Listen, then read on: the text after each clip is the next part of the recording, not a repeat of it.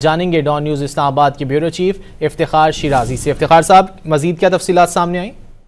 जी, army chief general Syed Asim Munir ने पूरा दिन कल गुजारा है एक तरह से सियालकोट और नारोवाल में, जहां पे मुसल्लह अफवाज की जंगी मशकें चल रही हैं और इन जंगी मशकों के अंदर जो जदीद वेपन हैं और उनके साथ जो दीगर मुख्तलिफ जो डिपार्टमेंट्स हैं और डिवीजन हैं फौज के, जिसमें armour infantry, mechanised infantry, artillery, air defence और आर्मी एविएशन और anti tank guided missile unit, इन तमाम ने वहां पे शिरकत की है और अपनी पेशेवराना महारत का भरपूर मुजाहरा किया है। इस मौके पे आर्मी चीफ भी फौजी जवानों के साथ उन्होंने पूरा दिन गुजारा और इन मशकों के में उनकी जो महारत है उसको देखा और साथ में उनको जो पेशेवराना तरबियत है, महारत है और साथ में जो उनका जज्बा है उसकी भरपूर अंदाज में उन्होंने तारीफ की है।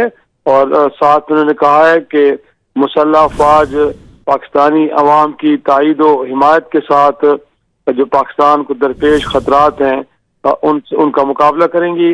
उन्होंने जवानों से खिताब करते हुए कहा कि किसी भी फौज के लिए जो पेशेवराना महारत है और हर वक्त किसी भी खतरे से निपटने के लिए तैयार आना, इसकी बड़ी अहमियत है।